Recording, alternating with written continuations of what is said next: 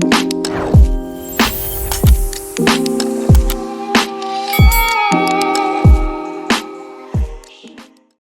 everybody. Welcome to the Brazen Serpent. We're going to be taking a little bit of a departure from our regular reading in the scriptures, and we're still going to read scripture, but we're going to be talking about something specific, specifically alcohol and its prohibition, and essentially the history of how Christians viewed alcohol. And not just the history, but we're going to go to the scriptures and kind of try and glean as much as we can out of that. But for a long time, especially America, wine and alcohol has been a topic of debate. Many unbelievers and believers view alcohol as wrong, while there are also Christians who view it as good, as well as unbelievers. It's really, there's people from all kinds of camps with different perspectives on this issue. So this is definitely not universal. A lot of people have differing opinions on this. And that's reasonable. I mean, honestly, when you meet a drunkard and you see them ruining their life, it's understandable how some might associate alcohol to evil, right? Because they see it ruining people's lives. It's not really the alcohol ruining their life, though, it's the person. And that's something we always need to make sure to distinguish, just as, it's common. It's not the gun that kills a person, but the person behind the gun. Weapons, swords, all these things can be used for defense or for wrongful killing of innocents. And so it's just very important that, we distinguish these things and try to have a proper understanding of these things. So this video is going to be a summary of the years I've studied this. I really have studied this topic a lot. But I'm also going to be quoting some historians here and there, especially Robert Fuller. He's a good source on this topic. And so around 1948, Fuller met a theologian named Paul Tillich. This man fled from Germany during Hitler's reign. And Tillich's face was in the Times Magazine at some point as well. So at that time, Fuller knew very little about wine. But he invited Tillich over to discuss wine with him. So this is essentially what Tillich said. He said, "Wine is divine, a gift of God. Where did the vines come from? From God. We did not make them. But the vines need a special soil. Also, the soil must lay just right, in some places steep and others flat. There must be the right amount of rain at just the proper time. Not too much, not too little. Not too early, not too late. That is a divine gift above all. The sunshine, again, not too cold, not too hot, all at just the right time. This, too, is a gift of the divine. Only humans learn which grapes to use and improve the stock. Humans carefully tend the vines, learn when to pick the grapes. They stomp out the juice. They prepare the juice to ferment, but the fermenting itself is divine. Humans place vine in barrels of just the right wood at just the right time, put in bottles they make." And so, granted, as Christians, Tillich might not necessarily vibe with us. He was a humanist in some of his theological beliefs, but he couldn't deny that wine was a gift from God, right? He doesn't attribute it as some man made invention. This is a natural process. This is something that God made. And so it was from this conversation that Fuller continued to explore wine. And so he states that Catholics, Episcopalians, Lutherans, and Jews still see their marriages and Sabbaths as incomplete without wine. Whereas Baptists, Methodists, Holiness Churches, Assembly of God, and Church of Nazarene groups historically assumed wine will incur God's wrath.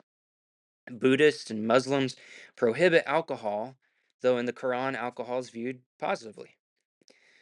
Then Fuller gives similar verses. I've read these verses in my own pursuit to understand this topic.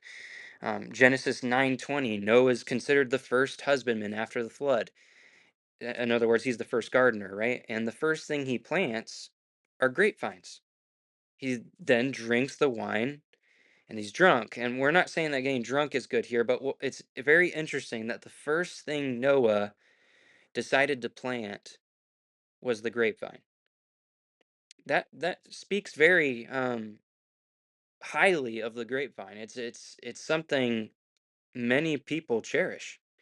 And in this, we're not, stating everything he did was right. He likely should have exercised moderation. We're not saying that. And the situation that happened afterwards was not necessarily a good situation either. But was he the one primarily in sin, or was it his son who beheld his nakedness and made fun of him? Well, obviously it was his son.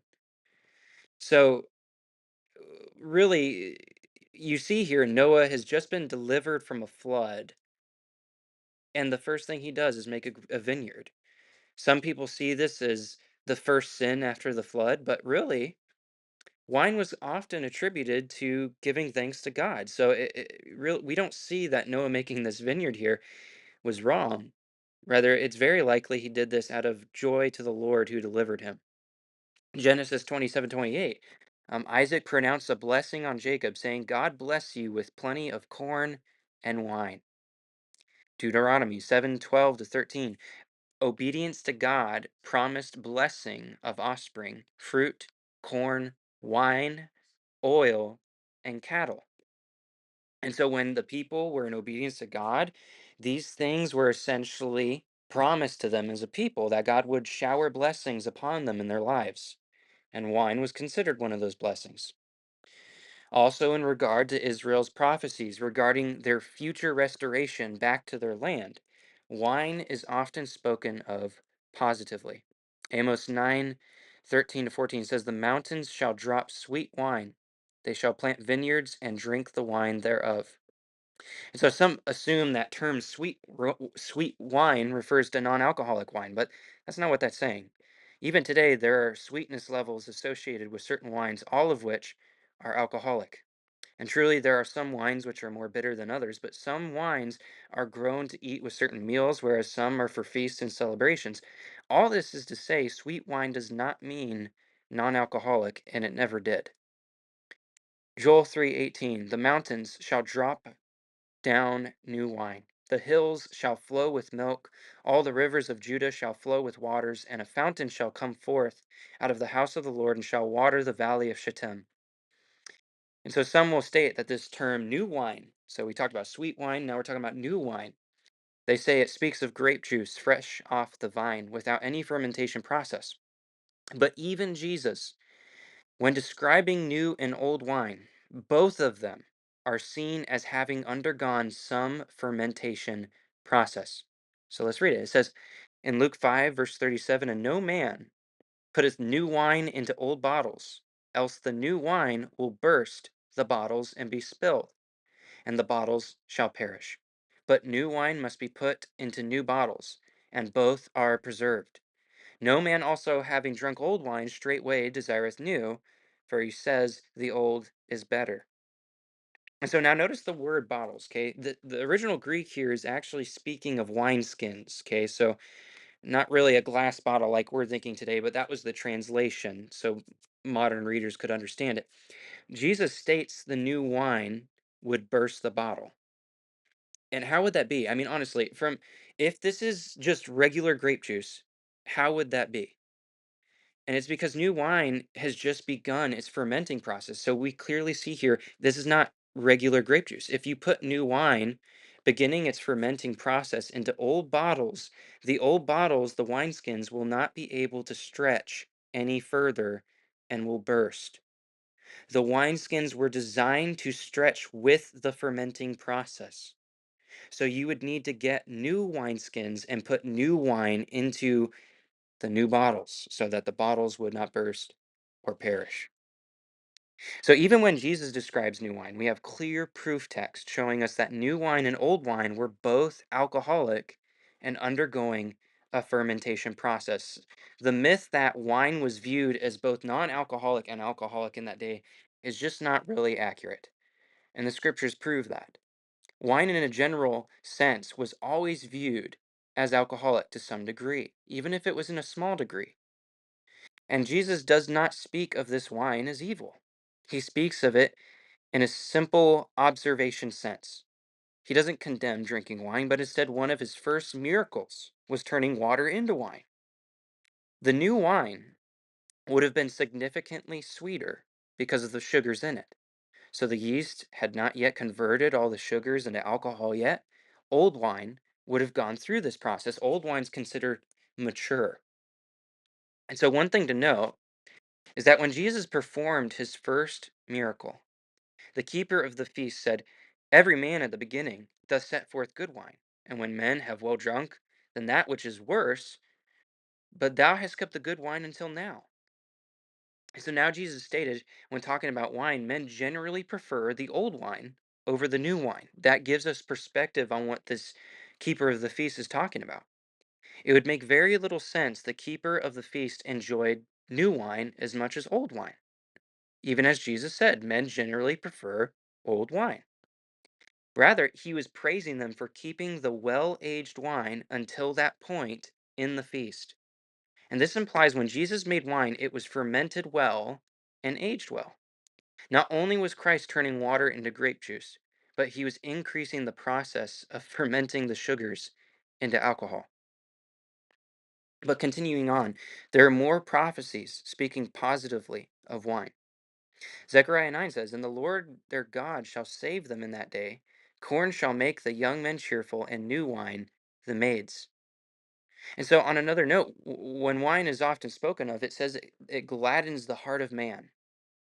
And so, 2 Samuel 13:28, Absalom commands his servants to take out Amnon while his heart was merry with wine, implying Amnon's guard would have been down and that the partial intoxicating effects of alcohol would have made him an easy target. But also, this shows that the intoxicating effects are also what would have been making his heart merry, not merely the flavor of grape juice. Esther 1:10, talking about King Ahasuerus, the king's heart was merry with wine, it says. And so he calls Vashti, his queen, forth. He calls her forth, desiring to boast in her beauty. In other words, he was going to bring her before all of his men and himself and say, My wife is beautiful. Look how amazing she is. That was his attitude in this moment. But she was stubborn, she despised him, and refused to come. Okay, and so some, because they view wine as evil, they're viewing this situation as if the king is, trying to get her to do some nude belly dance or something, but that's not what's going on. Okay, he's really just trying to boast in her beauty, to say, My wife is amazing, look at her. But she despised him and was being contentious. Psalm 104:15. The psalm describes many blessings from God, many. And it also includes wine. It says that maketh glad the heart of man.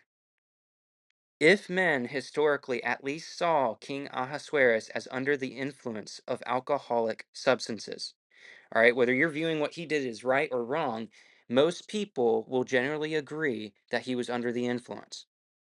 And when it says his heart was merry with wine in that same context, it makes little sense not to take that same implication into this psalm.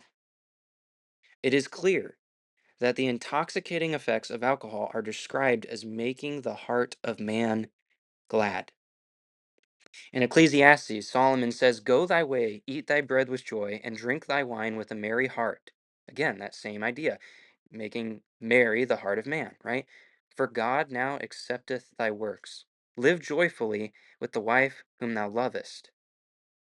And so all of that was to say, these things God has given us in this time to enjoy now are for now, but when we die, none of those things will be carried with us. That's kind of the whole theme of Ecclesiastes.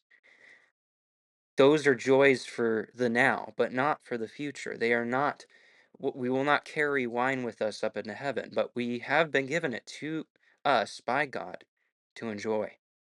Again, Solomon says, A feast is made for laughter, and wine maketh merry, but money answereth all things. In other words, feasts are great, wine makes us merry, but overspending on these things will speak to our hearts more than them. If we overspend on these things, our feasts will be turned into sorrow. Our wine will become sorrowful as well. Okay, it's really hard to ignore the fact that you're bankrupt, even if you drink wine. That's kind of the point here. And so Zechariah 9:15 and 10:7, we see more prophecies about this same thing. The Lord of hosts shall defend them. Again, we're talking about when Jesus comes back and he delivers his saints from those who are seeking to slaughter them. It says they shall drink and make noise through wine. They of Ephraim, their heart shall rejoice as through wine. Their heart shall rejoice in the Lord. Again, we see the Lord is prophesied, delivering them. They will drink and rejoice with, no, through, through wine. That's a very interesting word there. This implies that wine exaggerates or draws out the feelings we already have in our heart. If a man celebrating a wedding, wine would draw out those feelings of joy he has towards his wife. It would only add to the occasion, not draw away from it. Whereas alcohol, for some, only exaggerates feelings of sorrow and pain. This is true. We see this. Some drink to forget their sorrows, and it doesn't really help, especially if they're completely drunk. Sometimes they just make a bigger mess of themselves and their life. With all of this, we see clearly that wine was viewed as good, both in the Old and the New. Even when we read of wine in the New Testament, we only see Paul prohibiting drunkenness. In other words, being so taken by alcohol, you're doing and thinking things you shouldn't. He does not prohibit drinking wine, which was generally always seen as alcoholic or fermented. We established that. In fact, Paul told Timothy to drink wine for his stomach. If drinking wine is at all sinful, this shows us um, this would at least this would mean that Paul commanded Timothy to sin. We know it's not sin. This shows us that wine was seen as both capable of exaggerating feelings of joy and helping in a medicinal sense. All right, so Timothy's having a stomach issue. Wine was recommended to him to help that stomach issue. For a large portion of church history, wine was viewed in a positive light until the 19th century. Wine was, for the most part, regarded as a gift from God, not a bane of society. The first colony in 1607 was growing grapes by 1609. The Pilgrims would have had wine by 1623 on Thanksgiving. And you think about that. Just like Noah, the first thing he set out to plant was grapes. And the Pilgrims, when they finally came over to the new land, what was the first thing they planted? Grapes. As a gift from God, they saw wine as something that would make merry the heart of man. But even that was attributed as a blessing from God. The Massachusetts Bay Colony made wine from native grapes within weeks of their arrival. Winthrop, in charge of that area, wanted their colony to honor God and be a city set on a hill, and evidently, a hill flowing with wine. Winthrop also acquired governor's land to grow wine. Emil Oberhauser said the Puritan who shuddered at beer or wine did not live in Massachusetts. Also, the Congregationalists, increased Mather, called drink a good creature of God. But even with this, they regularly encouraged moderation, not drunkenness. The Quaker, William Penn, gave grapevines for the production of wine to um, those of his brethren, believing it would attribute to the fellowship of brotherly love amongst them. He said this concerning his gift. It seems most reasonable to believe that not only a thing groweth best where it naturally grows, but will hardly be equaled by another species of the same kind, that doth not naturally grow there. But to solve the doubt, I intend, if God give me life, to try both, and hope the consequence will be as good wine as any European countries of the same latitude do yield. And honestly, so much more could honestly be said concerning alcohol from a historical standpoint. The biggest thing we need to glean out of this is that the scriptures do not speak of alcohol as inherently evil. There are very few verses that describe alcohol as evil, even in the slightest sense, and it is not usually them just drinking in moderation, but being drunk. Okay, so even the proverb that many people quote in the book of Proverbs, it says, "Who hath woe? Who hath sorrow? Who hath contentions? Who hath babbling? Who hath wounds without cause? Who hath redness of eyes? They that tarry long at the wine. They that go to seek mixed wine, look not thou upon the wine when it is red, when it giveth his color in the cup, when it moveth itself aright. At the last it biteth like a serpent and stingeth like an adder. Thine eyes shall behold strange women, thine heart shall utter perverse things. Yea, thou shalt be as he that lieth down in the midst of the sea, or as he that lieth upon the top of a mast. They have stricken me, shalt thou say, and I was not sick. They have beaten me, and I felt it not. When shall I awake? I will seek it yet again. So, even in this proverb, there are a few things we need to clearly point out. When describing this person, it says, they that tarry long at the wine. So, immediately, we're not talking about someone who drinks moderately or with self control. We're speaking of an individual who drinks too much. And that point is proven again, where it says, when shall I awake? I will seek it yet again.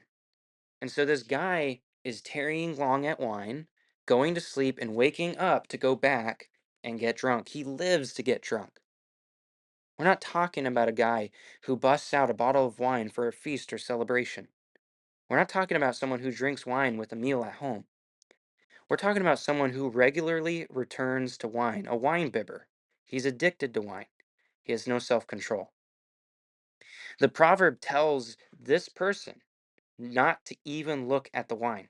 This is not to say we should never look at wine or that it's wrong to look at wine. Otherwise, all the scriptures would be in contradiction. But we're giving a proverb to a habitual drunkard. Don't look at the wine if you're ensnared and controlled by it. It will only tempt you. You'll be back in the same mess as before. And we know also this individual's drunk because it says he would behold strange women. In other words, whorish women, women uh, that maybe hung around and slept with a bunch of men. And it says that he would say perverse things.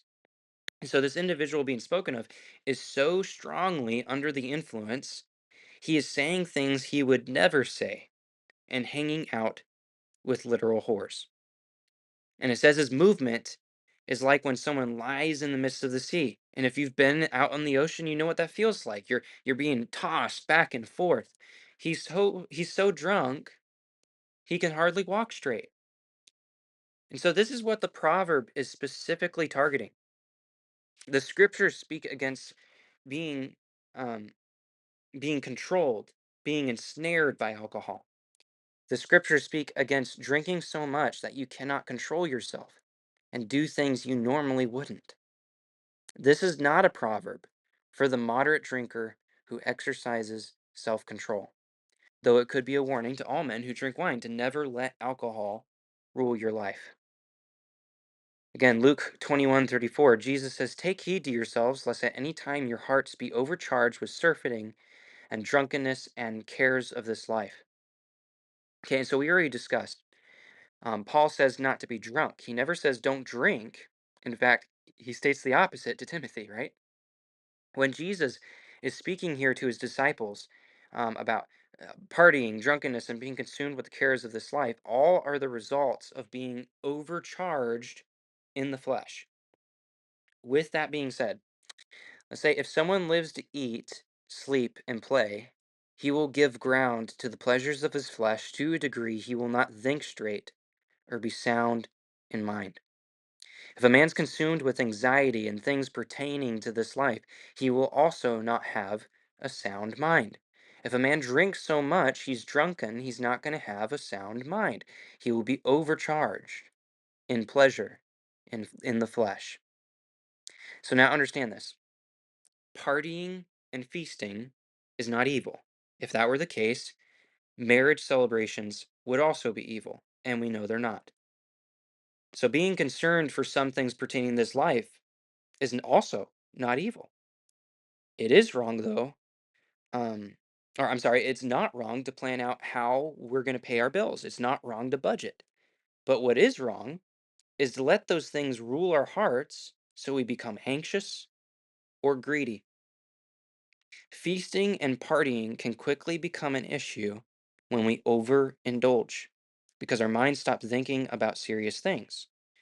Alcohol, wine are good. It makes the heart of men merry, but in excess, it'll ruin your life. And so, for the same reason, Paul says, all things are lawful unto me, but all things are not expedient. All things are lawful for me, but I will not be brought under the power of any. And so Paul says this quote, in relation to meats offered to idols. So he's talking about food. Paul knew he had liberty to enjoy said meats, those meals prepared out of devotion to a false god. He knew that he didn't worship those gods. He could eat the meat.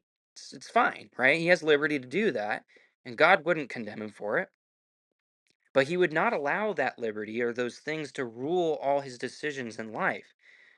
He would not eat meat offered to idols to the detriment of someone else. Let's say somebody's not a believer and they see him doing this and they question whether he worships the one true God or their God. Well, then some confusion could happen. And so he determined in himself to not do it, not because he didn't believe he could, but for the sake of the other person. And so likewise, all material things made by God, which would include wine, are from him. We have liberty to enjoy said things. They are lawful to us, but they should never have dominion over us or prevent us from making wise and loving decisions. So, for these reasons, Paul also says, "It is good neither to eat flesh, nor to drink wine, nor anything whereby thy brother stumbleth, or is offended, or is made weak." Okay, and so if drinking wine is going to tempt my brother in Christ, who was before a drunkard, I probably shouldn't be drinking wine in front of him. That's the implication here. This is not to say a brother who was previously drunkard could never ever drink wine again, but he needs to know in himself whether he lacks self-control or not. And if I know he does, I should abstain from it for his sake. In this, Paul is clear that wine is not sinful to drink, but in some instances it is not wise to drink, and it should be drunk with moderation. And again, he would not be saying these things, right? Why debate about whether it offends somebody or not if we're not talking about alcoholic wine? How in the world would mere grape juice provoke somebody or cause somebody else to stumble in their walk with God? That doesn't make any sense. All right, if I'm just drinking Welch's grape juice, how is that going to make me stumble? How's that going to make me weak? It doesn't. It's just Welch's grape juice. It doesn't have even the slightest power, but alcoholic wine, it would. It would. In excess, it would. Just mere Welch's grape juice doesn't have any fermentation or alcohol in it. You're not going to get drunk off of it. And so, again, it just makes zero sense for Paul to be saying these things if wine was not permissible to drink in moderation. And this is how most Christians historically interpreted these verses. That is also why the Prohibition Act made a lot of people angry, because some were attempting to force their standards onto other believers and unbelievers, forcing them to not be able to drink wine or alcohol out of faith towards God. And so when it comes to fundamentalism, I know that you trace the history of fundamentalism. Many preachers united together because they saw hippies and various people getting so intoxicated, they were making a mess of their lives, getting high off of all kinds of drugs, seeking some higher power. And so they said that all of it was evil. But the issue is material things are not evil. Evil comes from the heart of man. Evil comes from desiring evil. I can have a gun holstered with me and not desire to kill an innocent man. I can have wine and drink it merely for an occasion out of celebration to God and not desire to be so intoxicated that I do foolish things. All right, Jesus said sin is not what goes into the body, but what comes out. He says, from out of the heart, theft, murder, adultery proceeds. So, murder and adultery and thieves, they don't come from. Let's say this, okay? If you're ruling over a government, and so in order to solve the stealing problem, you chop off everybody's hands. That's not going to solve the greed of men. they're going to find another way to steal, and they're probably going to overthrow the government. Let's say you have even in this, okay, so let's just take it straight home. Drunkards, let's say you live at a town where everybody is drunk half of the time. What is not going to solve the issue is removing alcohol from them. They're going to go somewhere else to find it, and they're still going to get drunk because it's the desire in man that leads him to drink way too much, than way more than he should.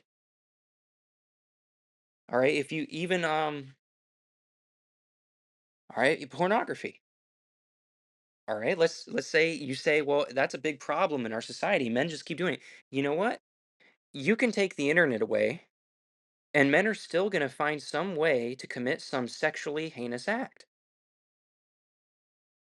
Honestly, removing some of these things doesn't deal with the heart of the problem. Now, granted, I do believe sex should be within the confines of marriage, obviously, right? And there's certain things, even with wine and alcohol, like there's a line, there's a boundary, there's things you just don't do.